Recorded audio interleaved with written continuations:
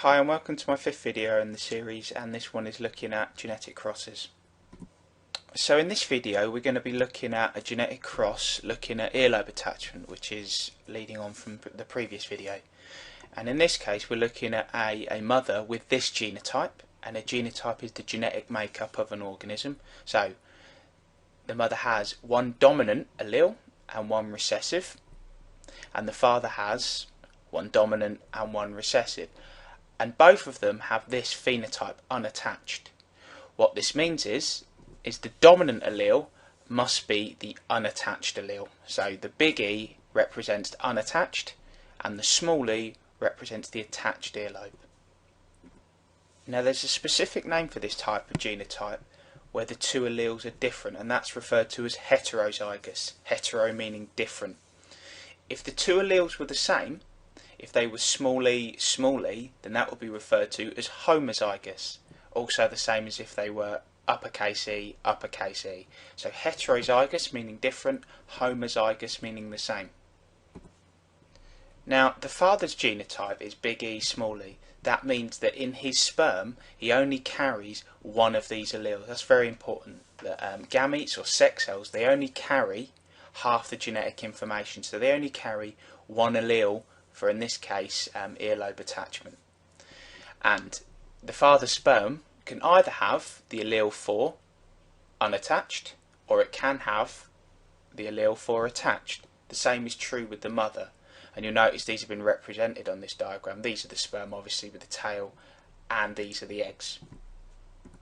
Now on this part of the diagram, this section here, this is known as a Punnett Square. And what it's showing is the different possibilities of the genotype of the offspring. So what you have are the two possibilities of the sperm. So the sperm can either have the unattached earlobe or it can have the attached. And here you have the eggs, which can have the unattached earlobe allele or the attached. And what we're going to do is we're going to put these together to form the genotype or the possible genotype of the offspring. So in this case it would be big E, which would be a homozygous individual. In this case, big E from the mum, small e from the father, that makes this heterozygous. In this case, small e, big E, again this is another heterozygous genotype because the small e from the egg, the big E from the sperm, and in this case, small e, that's a homozygous individual because it has two recessive alleles. Now this shows the different possibilities that are available.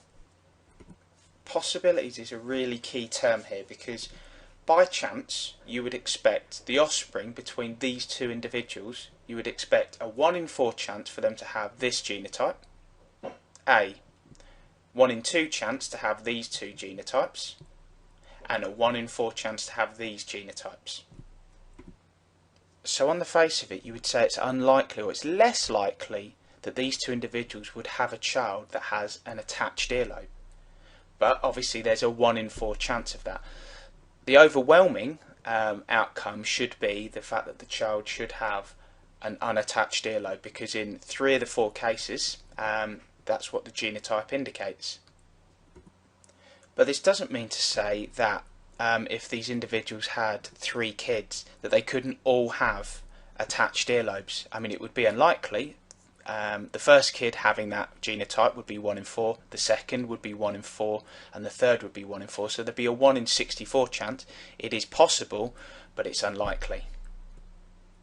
Now, a carrier is what's technically known as an individual who carries the allele for a certain condition. So in this case, if the condition is having attached earlobes, then these two individuals that are heterozygous with the small e, big E, these two are what's technically known as a carrier. And if this was a genetic disease, we sometimes refer to this being a sufferer. So in a 25% case you would expect this outcome. So in summary, a heterozygous individual, or heterozygous means a set of alleles which are different, so in this case big E, small e. Homozygous is a set of alleles which are the same. With this example, big E, or small e, small e. A carrier is an individual who carries the allele for the condition but doesn't have it. So they would be, in this case, heterozygous, big E, small e. And a sufferer, someone who has a particular condition. So in this case, small e, small e.